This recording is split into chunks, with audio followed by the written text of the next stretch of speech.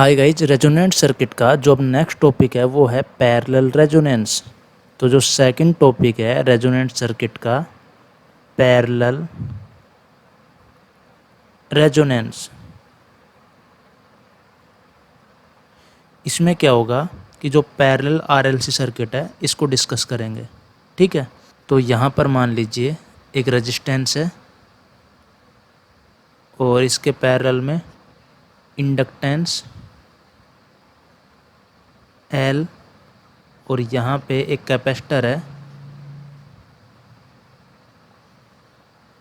सी। ठीक है, और यहाँ पर एक करंट सोर्स है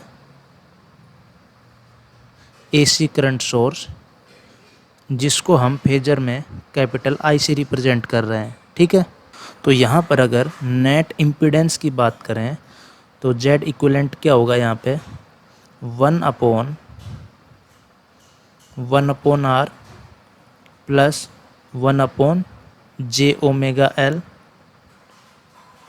प्लस j ओमेगा सी, और जेड इक्विवेलेंट किसके इक्वल होगा 1/y इक्विवेलेंट। यहाँ पे y इक्विवेलेंट क्या है एडमिटेंस, तो यहाँ से y इक्विवेलेंट की वैल्यू क्या है 1/r plus 1/j omega L plus j omega C. अब हम जो रेजोनेंस फ्रीक्वेंसी है उसकी वैल्यू फाइंड आउट करते हैं। At resonance imaginary part of y equivalent क्या होगा 0, या फिर हम इसको लिख सकते हैं imaginary part of z equivalent क्या होगा 0। दोनों से जो रिजल्ट है वो सेम आएगा, लेकिन यहाँ पे जो कैलकुलेशन है वो किस में ईजी होगी y इक्विवेलेंट में। ठीक है, तो यहाँ पर इमेजिनरी पार्ट क्या होगा y इक्विवेलेंट का -1/ओमेगा L plus omega C equals to 0। This implies omega equals to 1/√LC radian पर सेकेंड। ठीक है, और अगर हर्ट्स में लिखें तो फ्रीक्वेंसी क्या आएगी 1/2π√LC हर्ट्स। तो रेजोनेंस पर जनरल इसको F0 ओमेगा नोट से रिप्रेजेंट करते हैं। अब पैरेलल रेजोनेंस का एक सब टॉपिक लेते हैं, admittance of a parallel resonant circuit. Admittance of a parallel resonant circuit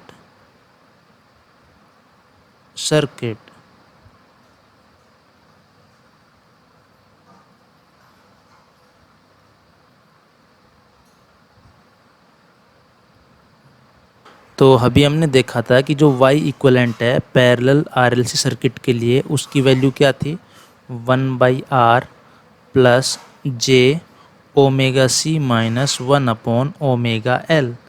और अगर मैग्नीट्यूड ऑफ एडमिटेंस की बात करें तो ये वैल्यू क्या आएगी √ऑफ 1/r² plus omega C minus 1/ओमेगा एल का होल स्क्वायर। अब हम क्या करेंगे कि जो ग्राफ है ग्राफ प्लॉट करेंगे mod y means magnitude of impedance and omega. ठीक है, तो यहाँ पर देखिए जो ग्राफ है वो किस तरीके से होगा। यहाँ पर इंडिपेंडेंट वेरिएबल ओमेगा और यहाँ पर dependent variable magnitude of y। अगर हम ओमेगा की वैल्यू 0 को टेंड करेंगे ओमेगा टेंड्स टू 0, तो यहाँ पर जो मोड y है उसकी वैल्यू किधर अप्रोच करेगी इन्फिनिटी की तरफ। ठीक है, ये तो आप क्लियरली देख सकते हो, तो यहाँ पर इन्फिनिटी की तरफ ग्राफ जाएगा। ठीक है, और सिमिलरली अगर ओमेगा टेंड्स टू इन्फिनिटी होगा तो also mod y tends to infinity होगा। ठीक है, तो यहाँ पर भी क्या होगा इन्फिनिटी। और अब हम क्या करेंगे कि मोड y जो है इसके रूट्स की बात करेंगे, रूट्स ऑफ मोड y। तो इसके लिए क्या करेंगे मोड y को 0 के इक्वल रखेंगे। This implies 1/r² plus omega C minus 1/ओमेगा ओमेगा एल का होल स्क्वायर का square root should be 0, but we can see that this is not possible. Why? देखो ये वैल्यू तो 0 हो सकती है, ओमेगा इक्वल्स टू 1/√LC पर ये वैल्यू क्या होगी 0, बट 1/r कांट बी 0। इसका मतलब क्या है कि इसके कोई रियल रूट्स नहीं होंगे। तो अब हम देखते हैं कि जो मोड वाई है इसका स्लोप कहाँ पे 0 है। ठीक है, कितनी जगह पर स्लोप 0 होगा। इसके लिए हम क्या करेंगे, d mod y upon d omega equals to 0। This implies 1/2√1/r² plus omega C minus 1 upon omega L का होल स्क्वायर, और यहाँ पर क्या आएगा twice omega C minus 1 upon omega L and C plus 1 upon omega square L equals to 0। तो यहाँ से ये वैल्यू 0 की इक्वल नहीं हो सकती और ये वैल्यू भी 0 की इक्वल पॉसिबल नहीं है। इसका मतलब ओमेगा इक्वल्स टू 1/√LC पर जो मोड वाई है इसका graph parallel to omega axis होगा। ठीक है ना, और ये केवल एक ही रूट पॉसिबल है, इसलिए ग्राफ केवल इस तरीके से ही पॉसिबल है। ठीक है, और ये जहाँ पे स्लोप 0 है एक ही जगह पर है, क्योंकि हमें इसके करस्पॉन्डिंग एक ही फ्रीक्वेंसी मिली है जिसकी वैल्यू क्या है omega naught equals to 1/√LC। ठीक है, और यहाँ पर अगर मोड वाई की वैल्यू की बात करें तो ऑब्वियस सी बात है ये वैल्यू कितनी आएगी 1/r। तो यहाँ पर अब हम कुछ की पॉइंट लिखते हैं। ये जो ग्राफ है ये तो आपको समझ में आ गया होगा।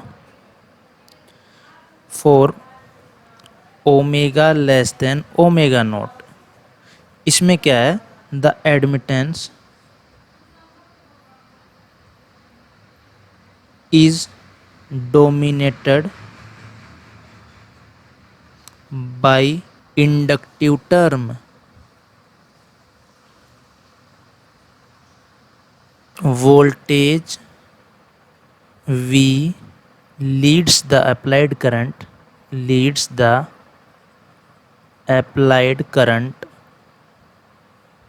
Capital I। अब यहाँ पर वोल्टेज क्या है, तो क्लियरली अगर वोल्टेज की बात कर रहे हैं तो यहाँ पर हम जो इनपुट सोर्स के अक्रॉस जो वोल्टेज है इसकी बात कर रहे हैं। ठीक है, तो ये तो बेसिक कॉन्सेप्ट्स हैं, इनको तो हम काफ़ी अच्छी तरीके से डील कर चुके हैं कि लीड लैग किस तरीके से देखा जाता है, और हम यहाँ पर जो इनपुट सोर्स है उसी के वोल्टेज और करंट के लीड लैग की बात कर रहे हैं। ओके, तो अगर वोल्टेज सोर्स है तो उसके थ्रू कुछ करंट होगी, अगर करंट सोर्स है तो उसके अक्रॉस कुछ वोल्टेज होगा, तो उसी की बात कर रहे हैं। तो ये पॉइंट तो आई थिंक एकदम क्लियर हो जाना चाहिए, इसमें ऐसा कुछ है नहीं, क्योंकि जो एडमिटेंस है किसकी, इंडक्टेंस की, वो क्या होती है 1/j⍵L।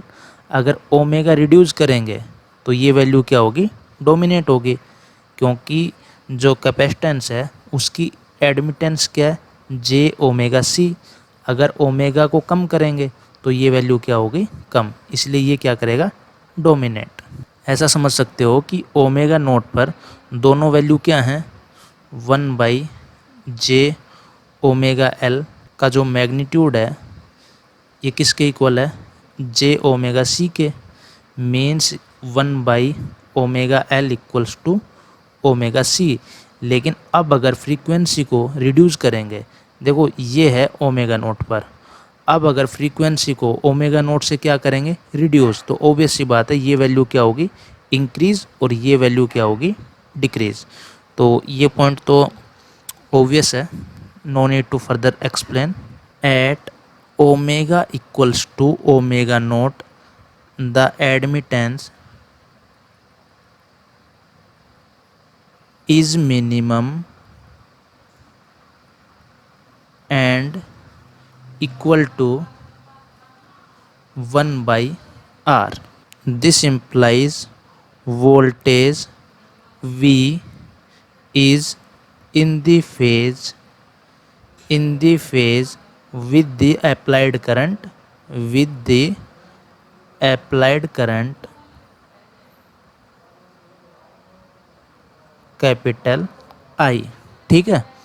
और अब एक नेक्स्ट पॉइंट देखते हैं। For omega greater than omega naught the admittance is dominated by capacitive term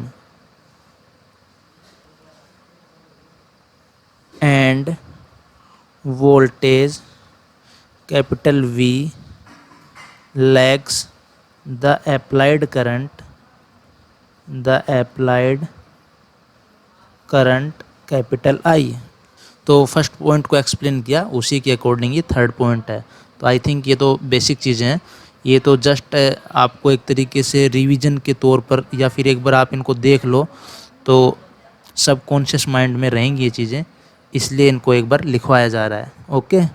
अब एक नेक्स्ट छोटा सा टॉपिक देखते हैं, इसी का सब टॉपिक है करंट एट रेजोनेंस।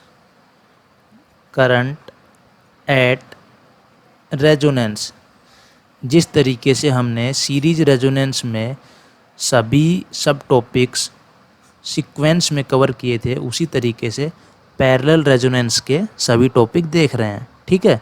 तो यहाँ पर देखिए काफ़ी सिंपल है, इसमें कुछ रटने जैसा नहीं है। यहाँ पे बस कंसेप्चुअल तरीके से चीज़ें समझते रहो, थोड़ी सी प्रैक्टिस करो तो अपने आप ये सब चीज़ें क्लियर हो जाएंगे।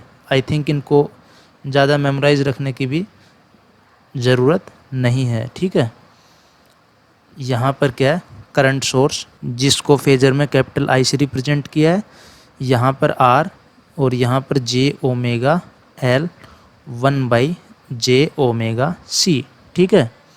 और इसके अक्रॉस जो वोल्टेज है वो मान लेते हैं कैपिटल V है। तो हमें पता है कि Y एट रेजोनेंस बात कर रहे हैं। Y की वैल्यू क्या है 1/R। मीन्स सिंपली हम बोल सकते हैं जो Z है उसकी वैल्यू क्या है R। तो ये जो सर्किट है, यहाँ से अगर मैं इम्पीडेंस देख रहा हूँ या फिर एडमिटेंस देख रहा हूँ तो प्योरली क्या है रेजिस्टिव। मीन्स इसको कुछ इक्वलेंटली इस तरीके से ड्रॉ कर सकते हैं।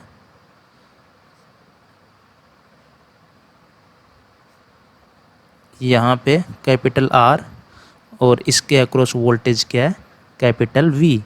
तो यहाँ पर जो कैपिटल V है इसकी वैल्यू क्या आएगी I इंटू R। और यहाँ पर आपको कुछ ऐसा समझ में आ रहा होगा कि पैरेलल रेजोनेंस में जो ये L एंड C जो पैरेलली कनेक्टेड हैं ये ओपन सर्किट की तरह बिहेव करते हैं।